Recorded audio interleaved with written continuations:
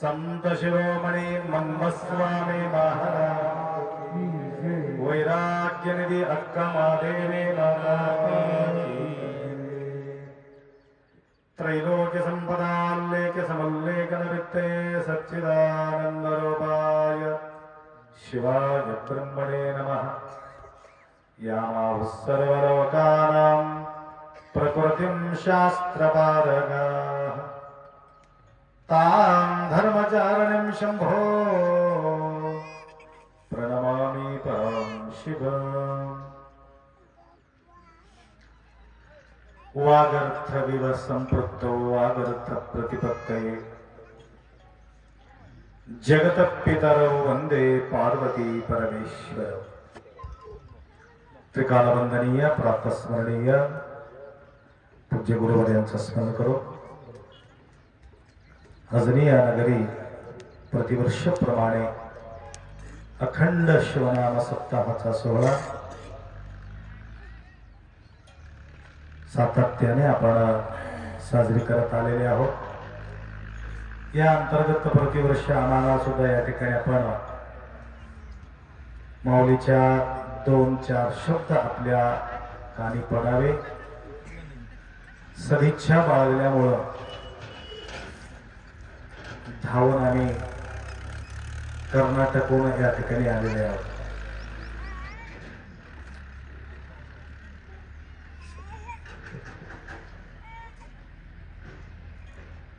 जीवात्मा आणि परमात्मा सारखा आहे आपण म्हणतो. मम अंशे जीवलोके जीवभूत सनातन. सनातन म्हणजे अनादि काळापासून अटॅचमेंट देवासी या आत्मासी अनादि काळापासून सनातन. आपण सनातन पासून आलेले आहोत. एक जन्म नाही, अनंत जन्म.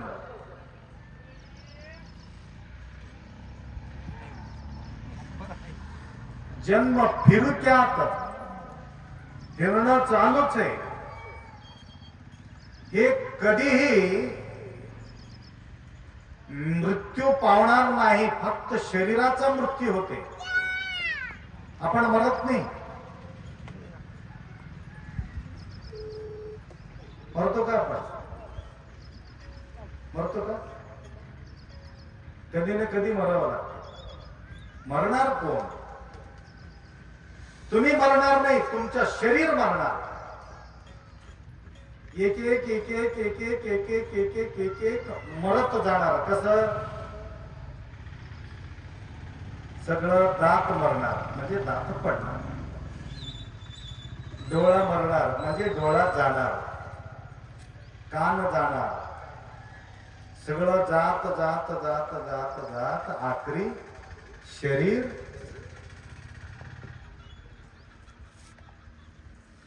जे मिथ्या आहे सगळं जाणार, जे सत्य आहे तसं शाश्वत राहणार. सत्य कोणतं आहे, मिथ्य कोणतं आहे? सत्य आणि मिथ्य. कांता पुत्र वित्त देहादी प्रपंच दिसतसे साच मिथ्य. म्हणजे हे सगळं मिथ्य. तुम्ही मात्र सत्य आहे. तुम्ही मरणार नाही, हे शरीर मरणार. म्हणून कोणाला तुम्ही विचारा, तुम्ही मरणार आहे का? नाही नाही, आम्ही अमर, आम्ही मरणार नाही. मरणार कोण? बाकीचे सगळं मरतील, मी मरणार नाही. वाटते का? किती म्हातारा हो, किती बी म्हातारा झाला तरी आम्ही मरणार नाही. का असं का वाटते? आम्ही मरणार नाही म्हणून आम्हाला असं का वाटते? सगळ्या दुनियातील सगळ्या लोक मरून जाईल, परंतु आम्ही मात्र तसंच राहणार आहे असा वाटण्याचं एकमेव कारण आहे. आम्ही कोणीही मरणार नाही. आम्ही मरतो कोण म्हणजे फक्त शरीर पडते, आम्ही तसंच राहतो. हे आहे जीवात्मा. मग हे जीवात्मा राहतो, परंतु कसा राहतो? याला एक प्रकारचे संस्कार असते. संस्कार करून घेणारे कोण आहे? बघा, गरीबाचा पोटी जन्म घेतलेले पोरग गरीबच राहते म्हणून काही गॅरंटी नाही, किंवा श्रीमंताचा पोटी जन्म घेतलेले पोरग मरेपर्यंत श्रीमंत राहते म्हणून काही सांगते येते का? 100-150 एकर जमीन असलं तरी सुद्धा बर्बाद करून भीक मागण्याचा योग कुठं कुठं आम्ही पाहतो. रोडावर फिरणारे किंवा रोडावर फिरणारे काही गरीब मुलं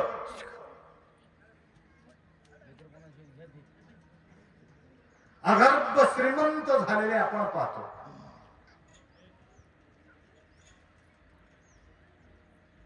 माताजीच्या घरी गेलतो मी नरेगावला. 7-8 मजली बिल्डिंग. इथं कसं गेले होते? रोडावर फुटपाथवर झोपत होते म्हणे. आम्हाला कथा सांगितलं त्यांनी. आम्ही आप्पा फुटपाथवर झोपणारे आणि वडापाव खाऊन जगलेले आम्ही आपल्या आशीर्वादाने एवढा आम्ही वैभव पाहतो. याचं तात्पर्य गरीब असलेले श्रीमंत होतात, श्रीमंत असलेले गरिबी होऊ शकतात. याचा अर्थ हे संस्कार त्यांच्या साधना, त्यांच्या कर्मठ साधनाच्या प्रतिफळ भाग्य बदलून घेता येते. भाग्य हमारा हाथ में है, भगवान हमारा साथ में है. म्हणून हे संस्कार आपण करून घेतो. तुम्ही चांगला होऊन जन्म घ्यायचा असेल तर तुमच्या हातात आहे. वाईट करून घेऊन एक 72 योनीमध्ये जायचं सुद्धा आपण करून घेतो. कनिष्ठ कुळात जन्म घेणं आणि श्रेष्ठ कुळात जन्म घेणे आपल्या हातात आहे. वाईट कर्म करत राहा, ऑटोमॅटिक तुम्हाला मृगयोनी ऑटोमॅटिक त्या ठिकाणी मिळत राहते. पशु पक्षी मृगयोनी ಎಳಗೆ ಎಳೆದೊಯ್ದು ಪುಟ್ಟಿಸುವ वचनोदोल येडे बिडीदरे. बघा, म्हणून हे मनुष्य जन्म कशा करता? उत्तम गती प्राप्त करून घेण्यासाठी हे मनुष्य जन्म आहे. तरी सुद्धा आपण थोडा भटकत राहतो. भटकले की अवघड होणार. म्हणून सावधान सावधान सावधान सावधान सांगण्यासाठी संत लोक अवतार घेत असतात, सावधान सांगत असतात. काळ बैसला से बाप्पा, काळ बैसलेले आहे, सावधान राहा, सावधान राहा असं सांगण्याकरता संतांचा आगमन होत असते. म्हणून प्रतिवर्षी अखंड शिवनाम सप्ताहाच्या माध्यमातून आपल्याला या ठिकाणी बोलविण्याचं एकच काम आहे. तबला मास्तर नाव काय तुमचं? राचया स्वामी. राचया स्वामी तबला वाजते, है की नाही? तबला वाजते आणि दुसऱ्या दिवशी अजून तबलावर बसते भजनला. डायरेक्ट तबला सुरू करते का ते? काय करते ते? हातोडी घेते. हातोडी घेऊन खन्न खन्न खन्न वाजविते. का वाजविते? त्याच्यासाठी कस काय वाजविते? त्याला वाटावर आणण्यासाठी.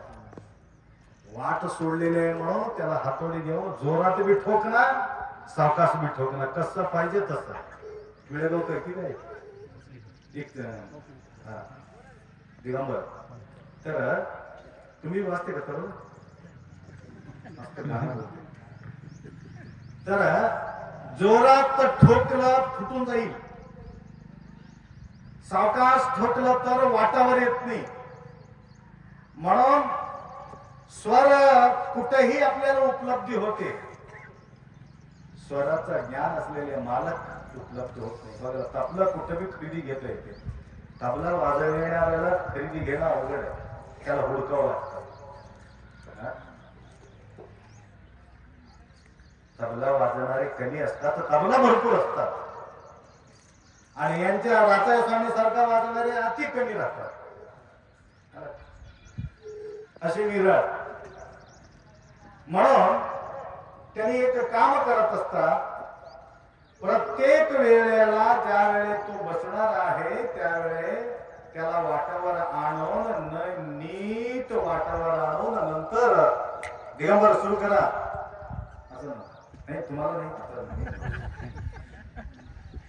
म्हणजे सुरू करायला त्याला पहिलेच विचारलं मी कोणता स्वर आहे.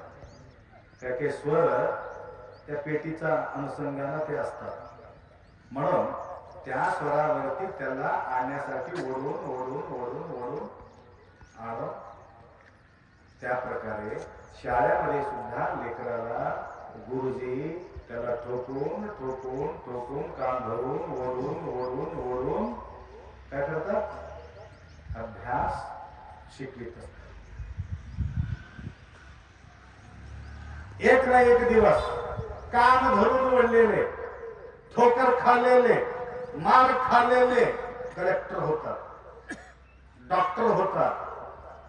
काम धरला नाही, त्याला ठोकर दिले नाही, त्याला शिवे केले नाही, कुठं जातात? म्हैस घेऊन म्हैस ढोर घेऊन शेताला जातात. लक्षात राहतात. शेताला जायचं असलं तर मेहनत करायची गरज नाही,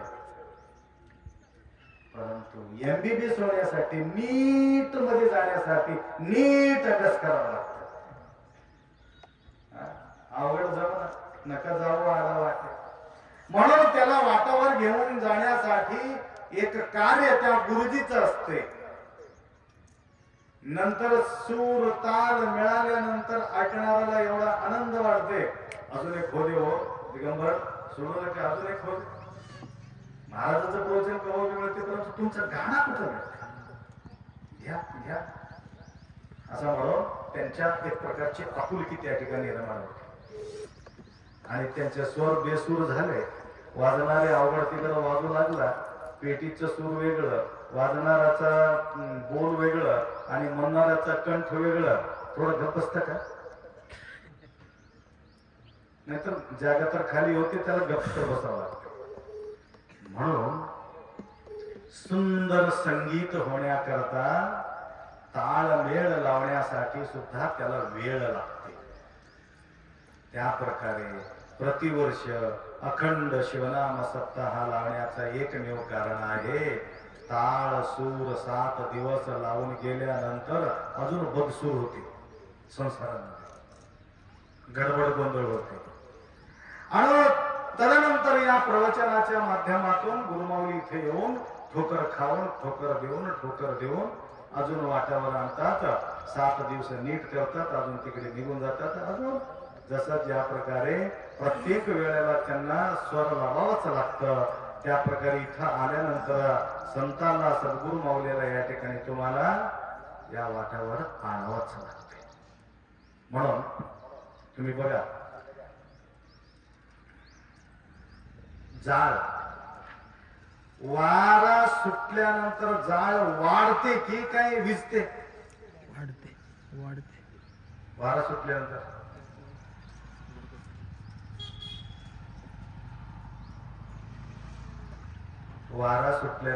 जाळ वाढते, बरोबर आहे. परंतु तुम्ही कपूर पिपूर लावल्यानंतर वारा सुटले हो, लागच न गेले, वाढले की कटले? विजले की वाढले? म्हणजे ह्याचा अर्थ ज्यावेळे लहान असते त्यावेळे कोणी सहारा देत नाही, ज्यावेळे भटकून जाते त्यावेळे सगळे तिकडी धावून जातात. म्हणून ज्याच्याकडे पैसा राहते त्याच्याकडेचा पैसा येत राहते, ज्याच्याकडे पैसा राहत नाही त्याच्याकडे कोणी वळून सुद्धा बघत नाही, असं अवस्था आहे. म्हणून या ठिकाणी सार्वत्रिक सर्वांना या ठिकाणी एक ठिकाणी बसून प्रवचन करण्याचं एकमेव कारण आहे. आता दिगंबर लेखनी म्हणा, दोघं बसलेले सुंदर एक पद म्हणे दिगंबर म्हटलं तर मूळ बरोबर नाही. कस काय माणसं भरपूर पब्लिक राहा, पब्लिक भरपूर असेल नंतर माईक काढून घेतात, देत नसला तर इकडे दे मला म्हणायचंय. आमचा बी हाल तसंच आहे. पब्लिक ज्यावेळी भयानक दिसू लागला त्यावेळी आमचा बी कंठ भरून येते, बोलण्यामध्ये आनंद होते. ज्या प्रकारे वारा सुटल्यानंतर भडकतात इस्तू, त्या प्रकारे ऊर्जा ऑटोमॅटिक तयार होत असते. म्हणून सार्वजनिक रूपानं संदेश भरपूर आपल्याला मिळत असते. म्हणून अखंड शिवनाम सप्ताह या माध्यमातून अनेक भाविक एकत्रित येऊन एक 2 शब्द ऐकण्याचा सुसंधी त्यांना या ठिकाणी मिळत असते. म्हणून या प्रसंगी आपल्याला मी म्हणत होतो, जीव आणि शिव हे जीवात्मा आणि परमात्मा. परमात्मा कधीही अडचणीमध्ये येणार नाही, जीवात्मा मात्र अडीअडचणीमध्ये येऊ शकतो. म्हणून परमपिता परमात्मा म्हणतात, तू या प्रकारे स्वरूपाला न विसरणे, स्वरूपाला लक्षात न येणे काय कारण असेल. तर परवा मी एक कीर्तन केलोय अभंगावरती, फार सुंदर कीर्तन होतं.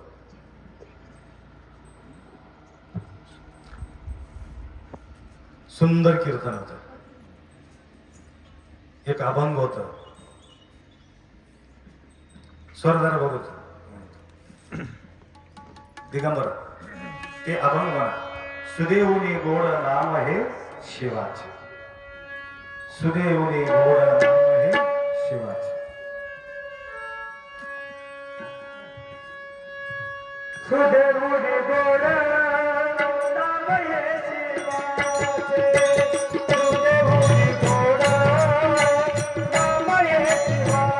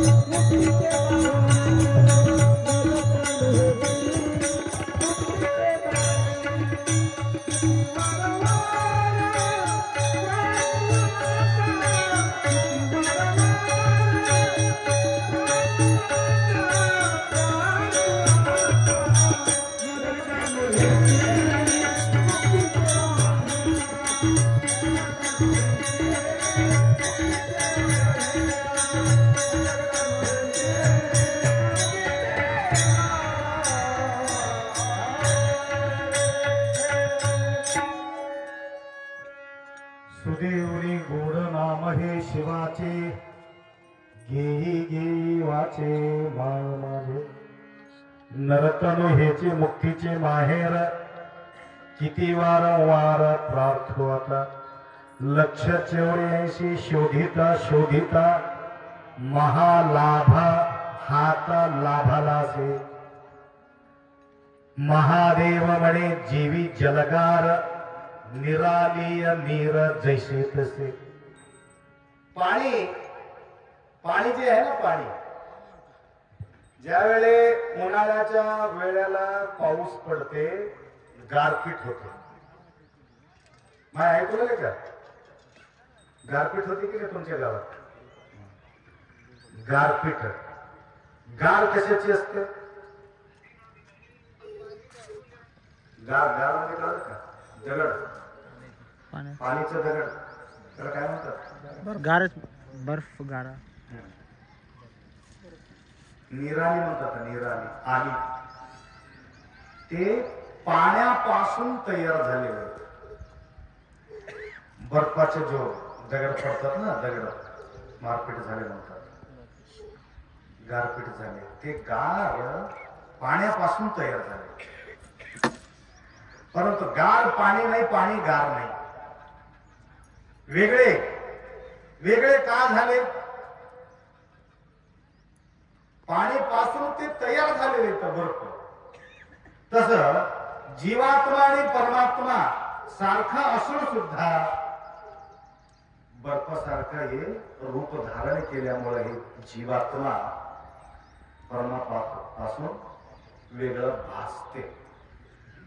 तदनंतर निरालीय नीर जैसे तैसे ज्यावेळी पडल्यानंतर अजून पाण्यामध्ये विघळून पाणीच होऊन जातं.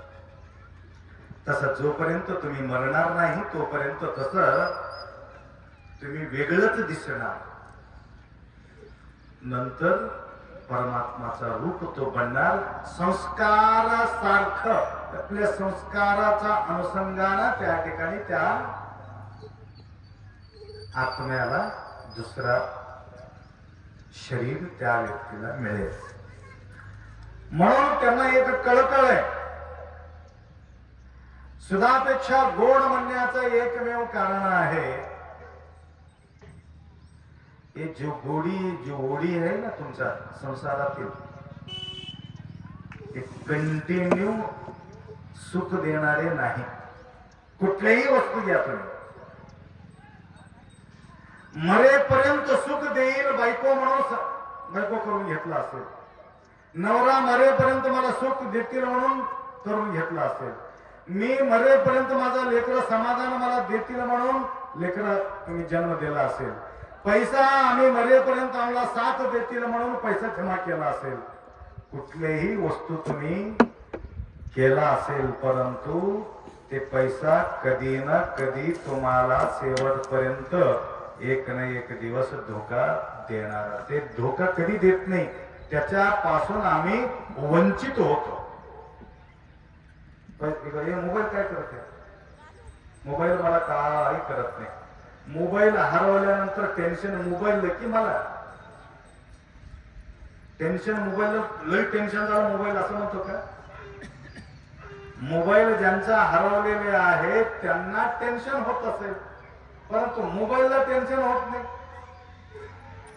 शेत गेल्यानंतर कोणीतरी शेत घेतला, शेताला टेन्शन होते का माझा मालक मला विकून टाकला, आता कसं करू, माझा मालक छान इथे येऊन होते फिरत होते असं म्हणते का? शेताच्या ठिकाणी शेत आहे, शेताला कधी टेन्शन नाही, परंतु विकलेल्या माणसाला मात्र टेन्शन.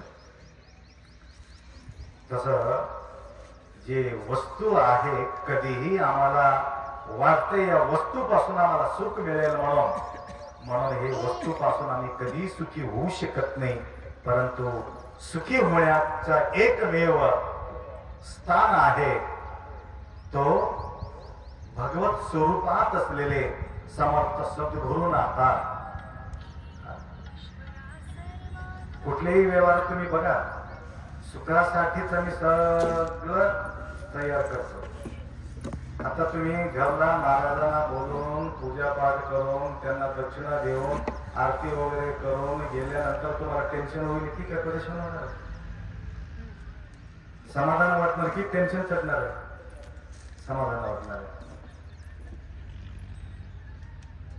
आणि दुसरं काही लोक येतात पैसे घेऊन जातात, बरोबरी बी होते, परेशानी बी होते, समाधान होते का? ते बी पैसे घेऊन जातात, आम्ही बी पैसे घेऊन जातो. आम्ही घेऊन गेल्यानंतर तुम्हाला सकाश देतो, त्यांनी गेल्यानंतर काय म्हणतात आम्हाला अजून दिलं नाही म्हणून त्यांनी तुम्हाला शाप देऊन जातात, सकाश देत नाही.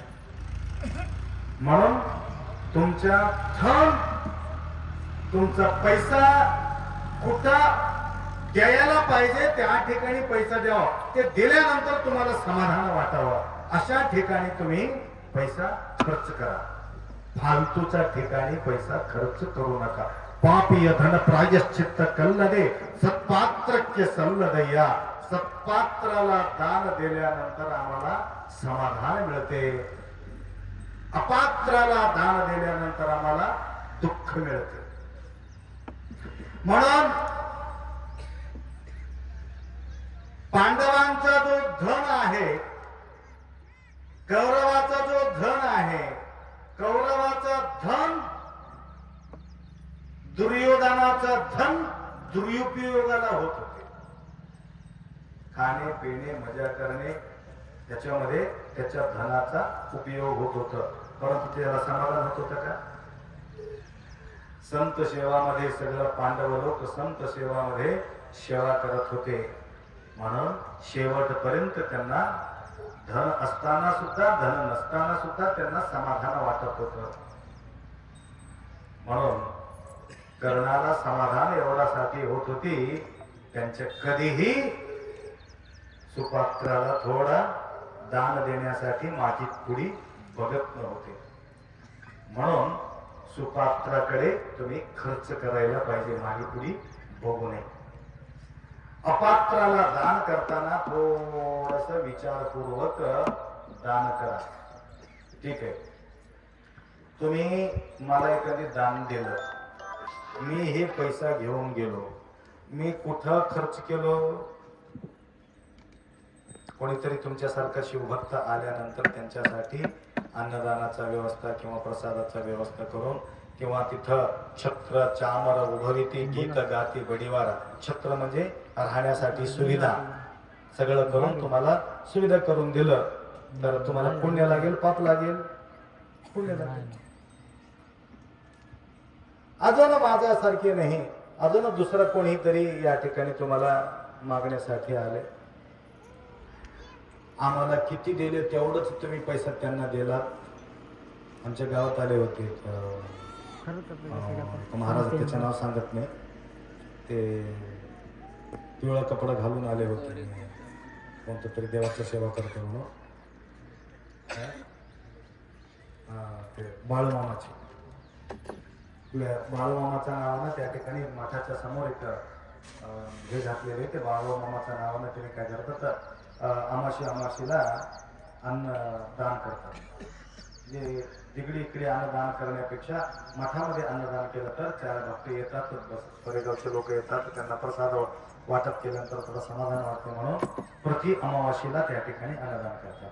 मध्यंतरी एक बाबा आला होता, येऊन त्यांनी काय केले, जवळजवळ 84,000 रुपये जमा केले. 84,000, 11,000, 5,000, 2100 अशा लोकांना कसं देतात देव जाणे. नंतर तो व्यक्ती लाजमध्ये सापडला, फुल्ल पिऊन होतो. तुमचे पैसे पुण्याला गेले की पापाला गेले मला सांगा? ते तुम्हाला पुण्य लागेल का ते पैशाचे? नाही. म्हणून अनवळखीचा व्यक्तीला दान कधीही करू नये. ओळख असलं तरच त्या ठिकाणी दान करा. अनवळखीच्या व्यक्ती असेल तर अन्न द्यावं, पैसा देऊ नये. पोट भरून त्याला जेव घाला, परंतु खिशावरून पैसा देऊ नका. लक्षात आलं का? नाही ऐकलं की नाही? हे तर येडे सगळे बाया इतकं येडे आहेत काही सांगूच नका. ते आलेले परेशान. एक माताजी म्हटलं असं माय, असं म्हटलं की संपलं, सगळं काढून देतात. म्हणून अशा अनवळखीच्या व्यक्तीला तुम्ही बिलकुल अन्न द्या. माय माझा भूक लागलेला आहे म्हटलं तर त्याला पोट भरून जेवण द्या, परंतु अनवळखीच्या व्यक्तीला बिलकुल पैसा देता कामा नये. तो पैसा कुठं जातो काही सांगता येत नाही. म्हणून तुमच्या पदरी पुण्य पडायचं असेल तर त्या ठिकाणी योग्य पात्र बघून त्या ठिकाणी तुम्ही दान करतील. तर असो सांगायचं तात्पर्य, आपल्याला या जीवनामध्ये सुदैवोनी गोड नाम हे शिवाचे, घेई घेई वाचे माय माझे नरतनु हेची मुक्तीचे माहेर. या ठिकाणी आम्ही आलेले आहोत. या नरजन्म धारण करून या ठिकाणी आम्ही साधून घेत नसेल तर वेगळं जन्म कोणता मिळते काही सांगता येत नाही. शोधिता शोधिता महालाभ हा तर लाभालाच आहे. शोधून शोधून शोधून आम्ही या ठिकाणी आलेले, भेटावा म्हणून आम्हाला भेटले नाही, अचानक मिळालेले, सहज सापडलेले. आंधळ्याचा हातामध्ये कावळा सापडल्यासारखं सहज सापडलेले. परंतु हे मिळालेले जो अनमोल जीवन व्यर्थ जाऊ नये. व्यर्थ जन्म गेला वाया, जन्म वाया जाऊ नये. म्हणून अजनी या नगरी प्रतिवर्ष नाम सप्ताहाच्या माध्यमातून बराच वेळ आम्हाला या ठिकाणी प्रवचन करण्याचा योग येतो आणि सविता अंडे जोपर्यंत त्यांनी होते तोपर्यंत व्यवस्थित कार्यक्रम पार पडला. तदनंतर माताजी गेल्यानंतर आता कार्यक्रम बंद होईल म्हणून आम्ही विचार केला होतो, परंतु पतिदेव त्यांचे कुठल्या प्रकारचा खंत न मानता, देवावर नाराज न होता, काही लोक देवावर सुद्धा नाराज होतात, आमचं काय भलं केले का, देव आमचं काय भलं केले का म्हणून देवाचा वाट सोडणारे काही लोक राहतात. बरोबर तुम्हाला कथा बोललो, तुम्हाला लक्षात आहे की नाही की 3 लेकराला सोडून आईच्या मृत्यू झाली म्हणे. 3 लोक छोटे छोटे लेकर होते, 2 जुळे, 1 मोठे होते आणि त्या पुरावर 2 लेकरं पडलेले आहेत. बाजू 1 लेकरू बसून घळ घळ घळ रडू लागलेले आहेत. त्यावेळे हे बघून सगळे लोक शिव देऊ लागले, काय देव इतका निष्ठुर आहे, अशा अवस्थामध्ये या आईला घेऊन जावं का, देवाला थोडं तर कळते की असं म्हणून सगळे शिवे देत होते. तर नेण्यासाठी यमदूत खाली आला, येऊन तो पाहतो त्या लेकराचा रोदन, त्यांच्या दुःख, त्यांच्या ताप बघून त्याला कळकळ वाटला. कोणाला? यमाला कळकळ वाटून वापिस गेला, त्या सोडून वापिस गेला, नेला नाही त्याला, आईला. नंतर यमराजा त्याला शाप दिले, नेमाचा तो भंग केला आणि त्यांच्या जीवनात काय होते तुला काय माहितीये, का सोडून आलात म्हणून त्याला असा शाप दिले, 20 वर्ष तू असाच भटकत राहा भूलोकामध्ये म्हणून शाप देऊन टाकले. मनुष्य होऊन भटकत राहा. शाप दिल्यावर थरथर कापू लागला यमदूत. माऊली, माझ्याकडून फार मोठं चूक झालेली आहेत, परंतु मला शाप पासून मुक्त होण्यासाठी काय करावं लागेल? काय नाही, या 3 लेकराच्या भेंट 20 वर्षाच्या नंतर तुला होईल, त्याला बघून तुला आश्चर्य वाटेल, त्यावेळी तुला मोक्ष मिळेल असं म्हणून सांगितलं. तर केली या कर्माते भोगावे ते फळ म्हटल्याप्रमाणे तो भूलोकात आला, असा भटकत राहिला. भटकून भटकून आखरी 20 वर्षाच्या नंतर एक माताजी, आजीमाय या 3 लेकराला घेऊन येत होते. एक जे 2 लेकर होते 20-22 वर्षाचे आणि एक मोठं लेकरू होतं 23-24 वर्षाचे.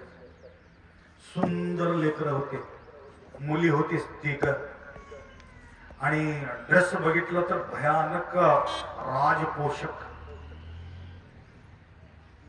देवदूत असल्यामुळे, यमदूत असल्या कारणानं त्यांना हिने ओळखलं, अरे मी ज्यावेळे आईला बघून, त्यांच्या त्रास बघून मी त्याला वापिस सोडून गेलो होतो, नंतर यांचे मृत्यू झाल्यानंतर याचा अवस्था कसं झाला असेल म्हणून त्याला भेटले. माय, हे लेकरा कोणाची आहे? माझं आहे. खरं खरं सांगा, तुमचं लेकरू आहे का? नाही, माझा लेकरा नाही. मग मी पोसलेले लेकर आहे. मग तुला हे कुठं सापडले? 20 वर्षाचा कथा सांगितले. 20 वर्षापूर्वी यांच्या आई या 3 लेकराला सोडून, दूध पिणारे 2 लेकर आणि हे लेकराला सोडून त्यांच्या मृत्यू झाल्यामुळं मागी पुढी त्याला कोणीच नव्हते. मला 4-5 एकर मला जमीन असून सुद्धा माझा पुढी मागी पुढी कोणी नसल्यामुळं या लेकराला मीच दत्तक घेतलो, मीच पालन पोषण केलो. आता या 3 लेकराच्या मोठ्या मोठ्या श्रीमंताच्या घरी यांच्या एंगेजमेंट झालेले आहे. या तारीखला त्यांच्या लग्नाचा तारीख आम्ही काढलेले आहोत. त्या दिवशी तुमचं बी आगमन होत असेल तर बरं होईल असं म्हणून त्यांनी सांगितले. त्यावेळी त्याला आश्चर्य वाटलं. मला वाटलं होता या लेकराचं कसं होईल म्हणून, मी त्या आईला सोडून गेलो होतो, परंतु आईला नंतर ते दुसऱ्यांनी घेऊन गेले ते गोष्ट वेगळं, परंतु ते आई जिवंत असेल तर भीक मागत हे लेकर हिंडत होते. आई मेल्यामुळं हे लेकर भीक मागणं बंद झाले आणि श्रीमंतांनी त्याला उचलून नेलं. म्हणून त्यावेळे त्यांना हसला आणि आश्चर्य वाटलं. त्यावेळे त्या यमदूताला मोक्ष मिळाला. सांगायचं तात्पर्य हे जीवात्मा या भूलोकाला आलेले आहेत, कधी जाणार आहे काय सांगता येत नाही. कोण दिवस येईल कैसा नाही देहाचे भरोसा. आणि प्रत्येक व्यक्ती 100 वर्ष जगून मरतात म्हणून गॅरंटी नाही. 100 वर्ष सगळे राहतात का? काही लोक जन्मल्याबरोबर जाणार आहे, काही 2-3 महिन्याला, कोणी 6 महिन्याला, कोणी 1 वर्षाला, कोणी 10 वर्षाला, कोणी 21 वर्षाला, कोणी परवा एक लग्न होतं भयानक श्रीमंत, म्हणजे कोरोनाच्या काळाच्या अगोदर. त्याचा जवळ 300 कोटीचा मालक असेल. नवीन फॉर्च्युनर गाडी आला होता तेव्हा, असले गाडी. त्या फॉर्च्युनर गाडीमध्ये बसून मुलगा पत्रिका देण्यासाठी तो कर्नाटक हुमनाबाद जवळ जात होता. त्यावेळे इतका सुंदर मुलगी, इतका सुंदर मुलगा, फॉर्च्युनर गाडी ऍक्सिडेंट झाल्यामुळं मुलाचा जाग्यावर ठार झाल्या. आणि ठार झाल्यामुळं एंगेजमेंटला 4 कोटी खर्च केलं होतं तो, लग्नाला नाही. एंगेजमेंट म्हणजे कळालं का काय म्हणतात एंगेजमेंटला? सोयरीक जमवायचं राहते तिने. त्यावेळेला 4-5 कोटी खर्च केलं. लग्नाला किती खर्च करत असेल तुम्ही विचार करा. त्या मुलाचा मृत्यू झाल्यामुळं तदनंतर ते मुलगी विचार केली, या प्रकारच्या मोठ्या वैभवाचा माझा सोबत असलेले होत असलेले लग्न आता असल्या योग मला कधी येणार आहे. म्हणून ते पोरगी सुद्धा फाशी घेऊन मरून गेली. सुंदर पोरगी, राणी, राजा राणी सारखा होते. दोघेही गेले. म्हणजे सांगायचे निमित्त त्या ठिकाणी लागतो, परंतु कोणी लग्नाचा अगोदर, कोणी लग्न झाल्याबरोबर. काही देवाला जाणारे देवाला जाता जाता ऍक्सिडेंट मध्ये खतम. देवाला जात असताना देव असं करावं का? तू देवाला गेला तर काय, तू धाब्याला गेला तर काय, तुमचा वेळ आली की संपला, त्या ठिकाणी जावंच लागते. त्या प्रकारे या ठिकाणी माधवरावजी कधीही देवाप्रती, माऊलीच्या प्रती कधी दुःख व्यक्त केला नाही. एक गोष्ट त्यांनी व्यक्त केला, आपा माती गळत असलेले घरात मला आनंद वाटत होता, परंतु त्या माती गळत असलेले घरात मी आहे म्हणून कधी दुःख वाटला नाही. पैसा नाही म्हणून मी परेशानी नाही, परंतु माझा साथ देणारा सती गेली म्हणून थोडं मला दुःख होते, म्हणून एवढा त्यांना खंत व्यक्त केला. सांगायचं तात्पर्य कधी काय होतं काय सांगता येत नाही. म्हणून जोपर्यंत आपलं जीवन आहे तोपर्यंत आपला जीवन साधून घ्यायचं आणि आपलं जीवन कृतार्थ कर. नरतनु हेची मुक्तीचे माहेर, किती वारंवार प्रार्थू आता, असा प्रार्थना संतांनी तुमच्या प्रती केलेले आहे. वेळाचा अभाव आहे, तरी सुद्धा या ठिकाणी निवांत तुम्ही बसून आहात. म्हणून सुंदर हे मुलगा आवाज दिलेत म्हणून याला थोडा आवाज सावकाश ठेवला तर मी बंद करून निघून जातो. ते मस्त आवाज सोडले. तर तुला शिवरात्रीला घेऊन जावं लागते सोबत मला. आमच्या जवळ सिस्टम आहे, परंतु चालविणारच नाही. भरपूर आपल्याजवळ सिस्टम आहे. मोबाईल भारीचे 2 लाखाचा मोबाईल आहे, परंतु कसं चालवं ते माहिती. काय करावं? मग चालविणाऱ्याला तुला सोबत घ्यावं. ते तर मुंगीला वाटलं मग हिमालयाला जावं. कुठं? हिमालय 2000 किलोमीटर दूर. मुंगीला वाटलं तिकडं वर जावं. एक पक्षी आले उडी उडत, मुंगीला विचारले तू कुठं चालले? हिमालयाला. हिमालयाला चालले. हिमालय काही जवळ आहे का? हिमालय केव्हा जाऊन पोहोचतो? मला जायचंच आहे, माझं ध्येय आहे, मला जायचंच आहे. तू हिमालयाला या आयुष्यात जाऊन पोहोचते की नाही सांगता येत नाही, परंतु हिमालयाला मी लवकर जाऊ शकतो उडी घेऊन. तू एवढीशी आहे मुंगी, त्याकरता तू का मला काही वजा होणार नाही, माझ्या खांद्यावर बस मला. तुझी इच्छा आहे ना जायचं? तुझी इच्छा आहे? अच्छा इच्छा है, अच्छा है, लेकिन मेरा ऊपर बैठो. त्यावेळेस ते बसले. मुंगी किती राहते? वर बसले, उडी घेतले, आरामसे जाऊन 2000 किलोमीटर जाऊन तिथं जाऊन हिमालय पाहिले. तसं आम्हाला हिमालय पर्यंत जाणं होत नसलं. हिमालयापर्यंत जाणारे जीव आहेत, उडी घेणारे जीव आहेत, त्यांच्या सानिध्यात बसले की ऑटोमॅटिक हिमालयाला तुम्ही ऑटोमॅटिक पोहोचू शकता. याच्यामध्ये बिलकुल संशय नाही.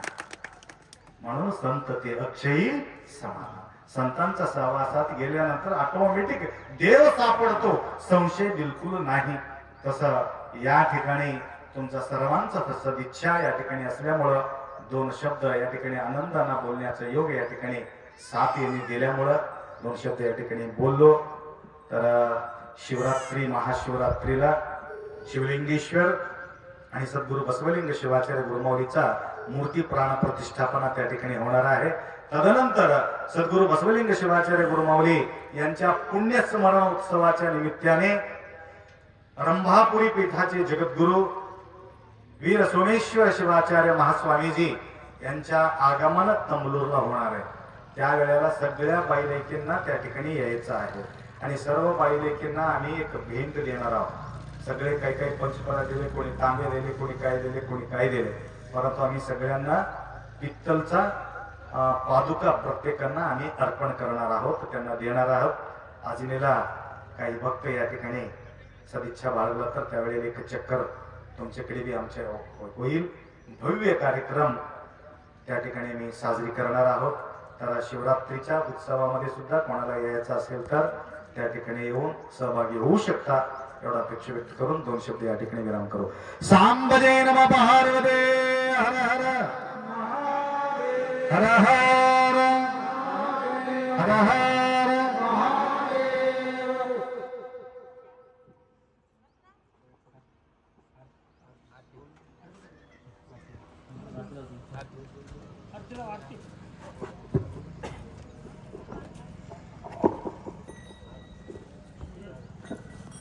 Hello. Hello. Hello.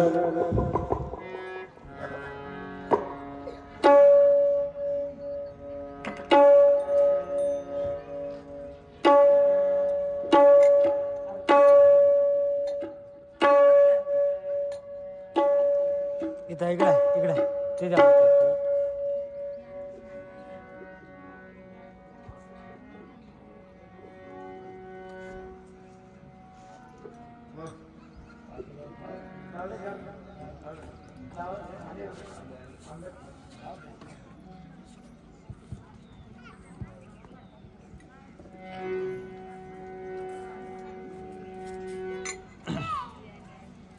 वाचायला टाकली तर हाताला पळतो बघा आरती